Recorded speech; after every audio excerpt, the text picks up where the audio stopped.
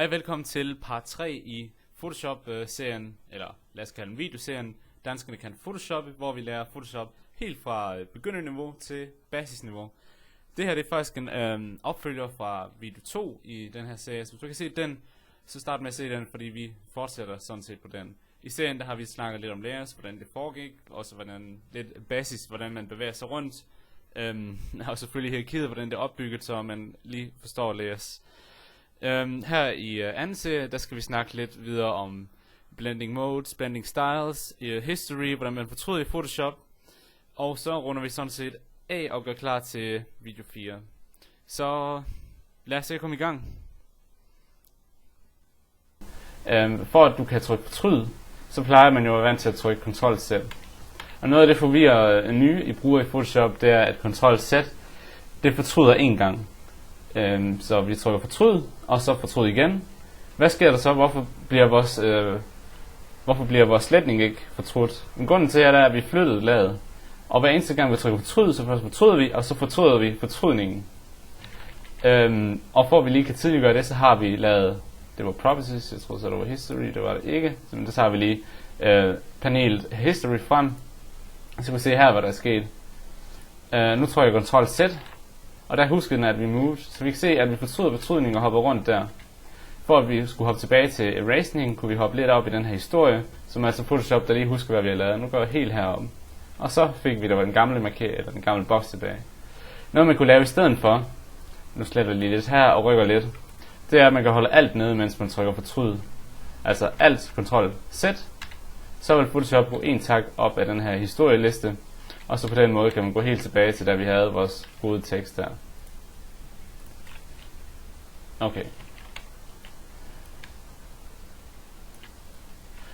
En ting man også kan i Photoshop, det er at man kan lave noget der hedder blending options. Hvis vi højreklikker lader og trykker blending options, så har Photoshop nogle små værktøjer, der kan lave noget for os. Blandt andet kunne lave en skygge.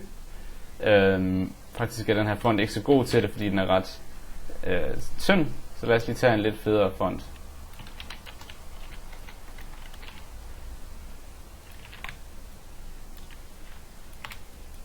Okay, op i blending options igen. Her havde vi blandt andet drop shadow, og vi vil have et gradient ovenpå. Vi vil have noget skygge indeni og så videre. Det er altså nogle ting man kan tildele laget, og så ser vi, okay, det her lag, det har sådan et par effekter. Det har blandt andet shadow, gradient overlay, drop shadow og så videre. Og hvis det her var et rasterized layer, nu kan vi se, at det er et tekstlag, så vil Photoshop give det her fonte til eller de her effekter på de pixels, der eksisterer. Hvis der kun var en lille stump tilbage, lidt over det hele, så prøver Photoshop altså at give de her stumper værdierne. Lad os bare tegne lidt. Nu tegner jeg en sort prik, så kan vi se, okay, nu får den pludselig tildelt værdierne fra effektlaget. Hvis den ikke fik det, så kan man lige trykke på de her øjne igen, og så skjule det. Det vil altså sige, at der er tegnet, eller lavede bare sort prikker, og så fik Photoshop lavet nogle effekter ovenpå. En anden ting man også kan, og det bliver ikke rigtig brugt inden for de her webgrafik, som man kan se vi er i gang i nu, altså hvor vi bare sidder og laver nogle små elementer og noget tekst, det er det, der hedder blending mode. Og hvis jeg nu lige finder først et billede af en bygning, jeg tror jeg tager den her, og det er sådan set bare Ctrl-V, Ctrl-C, Ctrl-V, så har vi et nyt lag med det samme.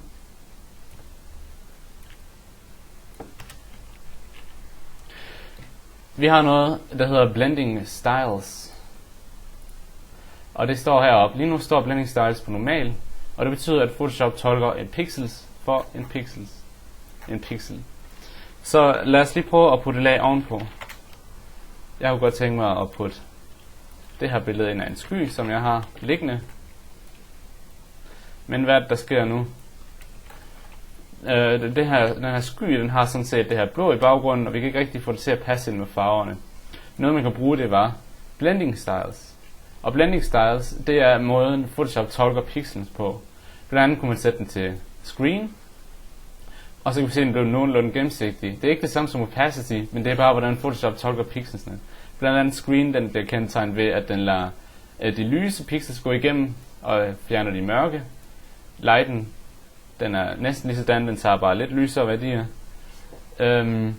Og ellers så har vi noget som soft light og overlay, og det er en måde, man kan bruge til at lave kontraster på, eller lave nogle små redigeringer. Multiply, det er faktisk det modsatte af screen, hvor den kun gemmer de mørke værdier, så vi kan sådan set se igennem det lys klump af sky, kigge lige igennem og ind til bygningen.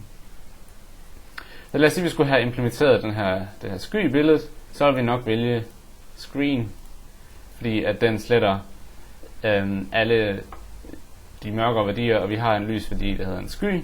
Lad os snakke om adjustments på ladet, som vi snakkede om før, at det var noget, der blev brugt til især foto, altså digital fotografi.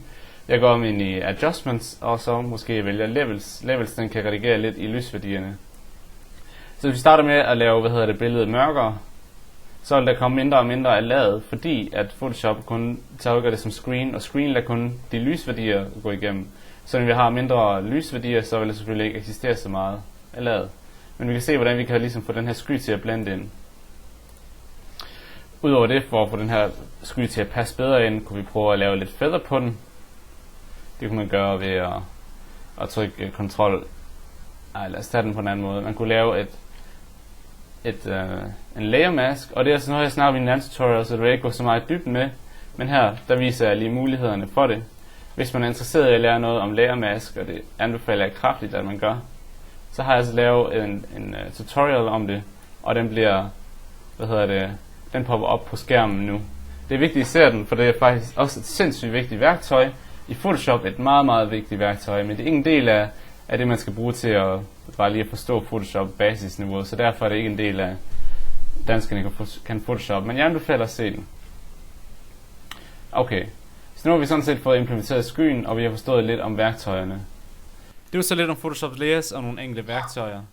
I næste, videotutorial, der vil vi snakke lidt nærmere om de forskellige værktøjer. Noget lidt mere om lag faktisk, og noget mere viden generelt om Photoshop. Har jeg noget? Især det med at troubleshoote for nye, vil vi snakke om i næste tutorial, så vil du ikke rigtig komme til at opleve at gå i stå, som de fleste gør som ny. Ellers se med i den aller sidste tutorial, hvor vi gennemgår et lille projekt sammen, så du får et rigtig godt workflow og en nærmere forståelse for de forskellige ting i Photoshop. Så ja, jeg håber vi ses i næste tutorial. Hej igen. Det er vigtigt at få det til at passe ind med farverne.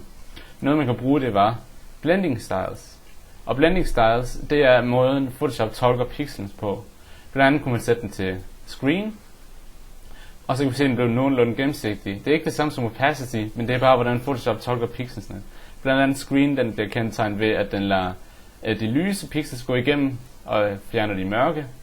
Lighten, den er næsten lige sådan, den tager bare lidt lysere værdier. Og ellers så har vi noget som soft light og overlay, og det er en måde, man kan bruge til at lave kontraster på, eller lave nogle små redigeringer. Multiply, det er faktisk det modsatte af screen, hvor den kun gemmer de mørke værdier, så vi kan sådan set se igennem det lys klump af sky, kigge lige igennem og ind til bygningen. Så lad os sige, at vi skulle have implementeret det her sky i billedet, så vil vi nok vælge screen, fordi at den sletter alle de mørkere værdier, og vi har en lys værdi, der hedder en sky. Lad os snakke om adjustments på ladet, som vi snakkede om før, at det var noget, der blev brugt til især foto, altså digital fotografi. Så god til det, fordi den er ret tynd, så lad os lige tage en lidt federe font.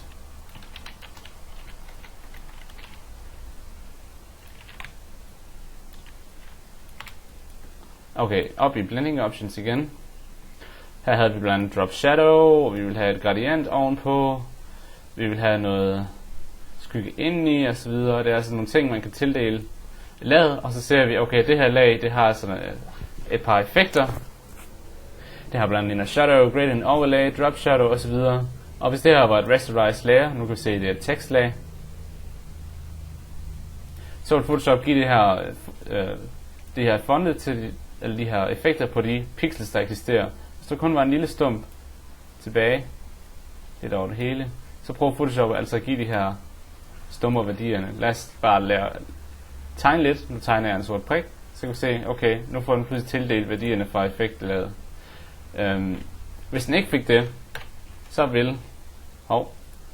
kan man lige trykke på de her øjne igen, og så skjule det. Det vil altså sige, hej, velkommen til part 3 i Photoshop-serien, eller lad os kalde den videoserien, Danskerne kan photoshoppe, hvor vi lærer Photoshop helt fra begynderniveau til basisniveau. Det her det er faktisk en opfølger fra video 2 i den her serie. Så hvis du kan se den, så start med at se den, fordi vi fortsætter sådan set på den. I serien der har vi snakket lidt om lærer, hvordan det foregik, også hvordan lidt basis, hvordan man bevæger sig rundt. Og selvfølgelig hierarkiet, hvordan det er opbygget, så man lige forstår læres. Her i anden serie, der skal vi snakke lidt videre om blending modes, blending styles, history, hvordan man fortryder i Photoshop. Og så runder vi sådan set af og gør klar til video 4. Så lad os se at komme i gang. For at du kan trykke fortryd, så plejer man jo at være vant til at trykke Ctrl-Z. Og noget af det forvirrer nye i bruger i Photoshop, det er at Ctrl-Z, det fortryder en gang. Så vi trykker fortryd, og så fortryd igen. Hvad sker der så? Hvorfor bliver vores sletning ikke fortrudt? Men grunden til er, at vi flyttede laget. Og hver eneste gang vi trykker fortryd, så først fortryder vi, og så fortryder vi fortrydningen. Og for at vi lige kan tydeliggøre det, så har vi lavet, det var properties, jeg troede så det var history, det var det ikke. Så det tager vi lige panelet history frem. Så kan vi se her, hvad der er sket. Nu trykker jeg Ctrl-Z, og der husker den, at vi moved. Så vi kan se, at vi fortryder fortrydningen og hopper rundt der. For at vi skulle hoppe tilbage til erasing, kunne vi hoppe lidt op i den her historie, som er altså Photoshop, der lige husker, hvad vi har lavet. Nu går jeg helt herom. Og så fik vi der var den gamle markering, eller den gamle boks tilbage. Noget man kunne lave i stedet for, nu sletter jeg lige lidt her og rykker lidt, det er, at man kan holde alt nede, mens man trykker fortryd. Altså alt Ctrl-Z, så vil Photoshop gå en tak op af den her historieliste, og så på den måde kan man gå helt tilbage til, da vi havde vores gode tekst der. Okay. En ting man også kan i Photoshop, det er, at man kan lave noget, der hedder blending options. Hvis vi højreklikker lader og trykker blending options, så har Photoshop nogle små værktøjer, der kan lave noget for os. Blandt andet kunne lave en skygge. Faktisk er den her font ikke tegnet, eller lavede bare sort prikker, og så fik Photoshop lavet nogle effekter ovenpå. En anden ting man også kan, og det bliver ikke rigtig brugt inden for de her webgrafik, som man kan se vi er i gang i nu. Altså hvor vi bare sidder og laver nogle små elementer og noget tekst. Det er det, der hedder blending mode. Og hvis jeg nu lige finder først et billede af en bygning. Jeg tror, jeg tager den her. Og det er sådan set bare Ctrl-V. Ctrl-T, Ctrl-V. Så har vi det i et nyt lag med det samme.